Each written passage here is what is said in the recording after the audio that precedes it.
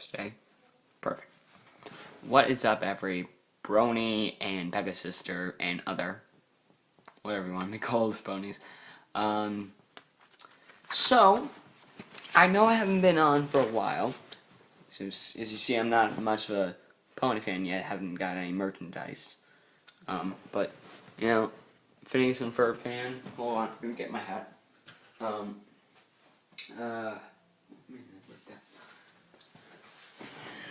So yeah, I'm going to be talking about a few stuff for My Little Pony. I'm probably going to get into a little bit of Phineas and Ferb in a little bit, but here we go. So, in my new videos, I've been talking a little bit about BroNYCon. Now, I noticed that in my walking home video, I didn't really explain everything that happened at BroNYCon, or at least what my favorite parts were. So the first thing they showed people, the bronies really, was fighting is magic. Now I started to talk about fighting is magic. Again, this is a Mortal Kombat version of My Little Pony version of Mortal Kombat. Now I haven't really been into the Mortal Kombat games. I mean, I've watched like fellow YouTubers like iJustine play them, but I never really got into them myself. Now, as a brony, you know, you think probably that I would get this game. Because this game, so far, it's only for Windows. And that's it. It's sort of like just a computer game. So, you know, that's basically all I have. So, I don't know when it does hit stores. They, I guess, haven't made a release date. But if it hits GameStop, I'm literally going to buy that game. I don't care what Phineas and Ferb people say. Like, I've told them that I'm going to get the Phineas and Ferb video game, even though it's like, let's see, it was August when it came out. So, wait, August,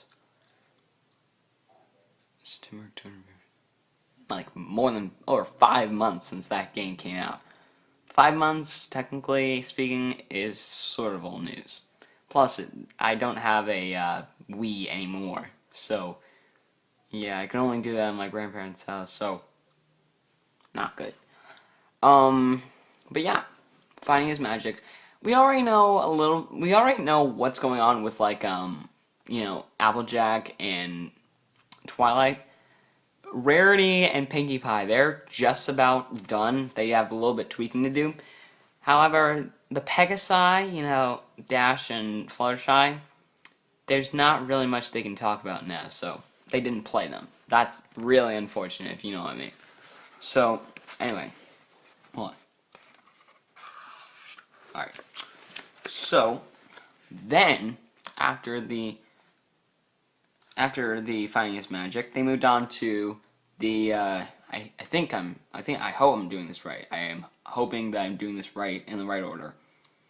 Family Appreciation Day aired. Now, I said that in the walking home video, and that was basically me saying, okay, so at the same time that they had BroNYCon, at the same time that they had BroNYCon, Family Appreciation Day was supposed to air on the Hub, but apparently Derpy herself had gotten a package, right?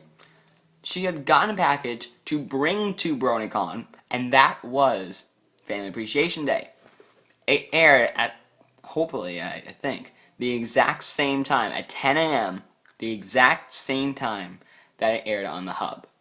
Which is pretty freaking amazing, because I think they really just wanted to host it on, like, the first day of the first Saturday of 2012, because they knew that this would be, like, the first time that bronies and ponies and whatnot, and bronies and Pegasus sisters alike would just be on their TV waiting for the first episode of 2012 to come out.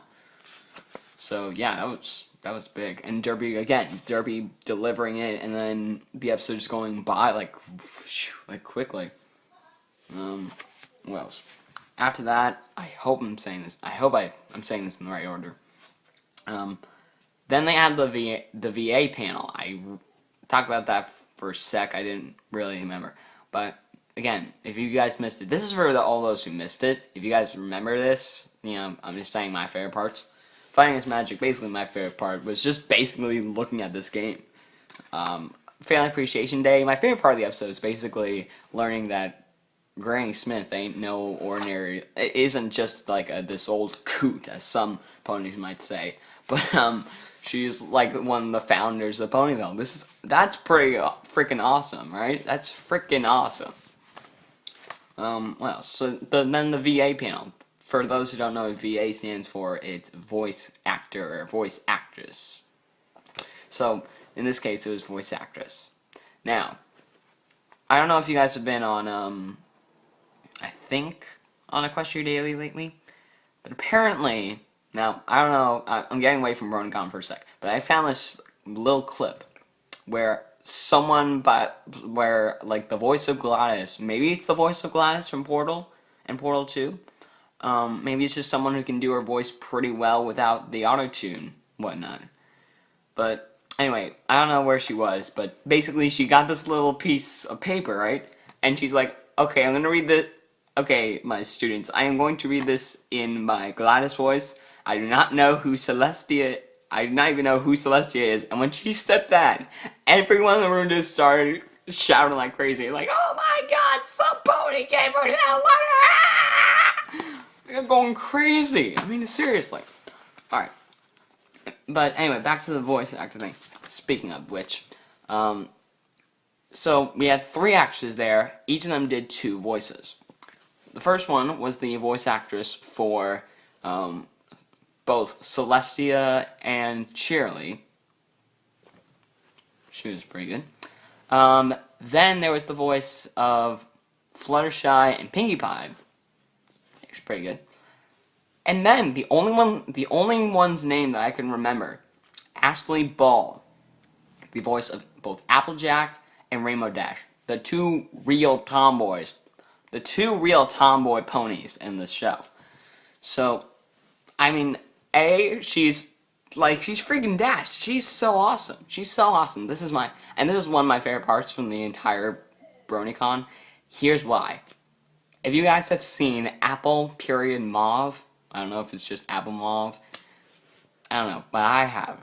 If you remember that, if you've seen it, and you remember the time when Applejack said, "F you, I can eat all these apples," well, apparently someone went to BroNYCon and said, Ashley, could you just, in an angry Applejack voice, say, "Forget you, I can eat all of these apples"? She said the line, the crowd went crazy, she fed the internet, and you know what happened? I don't remember his name. I think it was like Hot Diggity Dog something whatnot. But basically his Applejack character has a bat in her hooves, and she's just psh, psh, psh, psh, she's beating the bat against one of her hooves, and then the camera zooms in on her like face, and she's like, "That's my line." And then it just cuts. I mean, seriously, that honestly, like, it's a hater thing, but still, it's actually pretty cool. Alright. But, yeah, blah blah blah. And then there was Princess Celestia hugging a brony. Like, everyone was like, "Oh my God, she's actually walking up." And then she hugs him, and everyone goes, "Ah!" Like, "Ah!" Like a huge, like, celebration, "Ah!" Like, man, I wish I could have told my friends I was hugged by Princess Celestia. Man! Or Pony! Whichever you want to do. Lonely Island reference? Anyway, after that, via Skype. Sponsor. No, I'm on Skype, so follow me there. Not all the time, though. I'm not on Skype all the time. But anyway, via Skype, Daniel Ingram was there. Now, for those who don't know who Daniel Ingram is, Danny Ingram is the man behind the music of MLP, basically. So, songs like Winter Wrap-Up, Pinky's Laughter Song, songs like that from the actual series. He's actually done that. And then he did this whole thing where he's like, okay, I'm gonna do an acoustic version of the Laughter Song. And then a whole chorus of people, including an actual YouTuber who literally sounds like Pinkie Pie. She is the Pinkie Pie from Epic Pie Time, by the way. That Pinkie went to BroNYCon And she, with a lot of other bronies and Pega sisters, sang at the gala. Yes, at the gala. That's so freaking awesome. And Ingram loved it. Then my favorite part of the entire convention, my favorite panel, if you would call it, of the convention. Again, that is freaking epic pie time. I mean, again, who wouldn't love it? To see that one little moment where Pinky could swear, where, Pinky just goes all out. And some people are saying, like, this one character, one version of her is, like, on drugs, she's high, she's drunk, maybe all the characters are drunk, and, like, the only ones that aren't are, like, AJ and Rarity. I don't really know what these rumors are saying, but I really hope it's not true. Again, these are all rumors, so. Alright, what else? And then there was, like, this one point and then there were, like, these few times where Derby would come up to there was, like, this one time, I don't remember if it was, like, later, but no, it was later. So anyway, there was this, after Epic Pie Time, they did this whole, what they called what is a costume contest. They did a costume contest, and everyone from AJ to Dash to Big Mac to Granny Smith to to Dr. Hooves, even a full body costume of Derpy Hooves, the same Derpy Hooves who delivered the episode earlier in the day. They all came together and they were like, okay, who has the best costume? And out of nowhere, oh, by the way, the Doctor Who's, it's Doctor number 6 for you Doctor Who fans. But anyway, the winner, a little girl, sort of, dressed as Apple Bloom. Yes, Apple Bloom herself. And at one point in time, she's like, the little girl takes like a tennis ball. And you guys remember the guy in Apple Bloom's first main episode, where she kind of like takes the tennis racket from him, and he's like, hey, where's my tennis racket? Or something like that, or whatever. The tennis racket. He is one of the costume players. So, little Apple Bloom takes the ball, throws it at the tennis racket. The ball hits off the racket and into the crowd, and I was like, Apple Bloom has no way to earn a cutie mark. And they're just listing like cutie marks that could be part of that. And then when the costume contest is done, Derpy comes down from the stage with bubble wrap and starts trying to like pop it in front of the camera, because this is all live streamed, by the way. The whole thing was live streamed. And she goes up to the camera. I don't know if it was he or she, but they go up to the camera and they're just basically popping bubbles in front of the camera. And this whole thing took like the Q&A session alone took like over an hour. And then following, this was again another full hour. The webcam that posted on YouTube, a full hour long video. And that hour-long video was a pony auction. Now, the biggest highlight of this, basically, there was the biggest blunder was this whole thing where people were trying to buy, what they said were ale beer bottles, with Trixie on the front.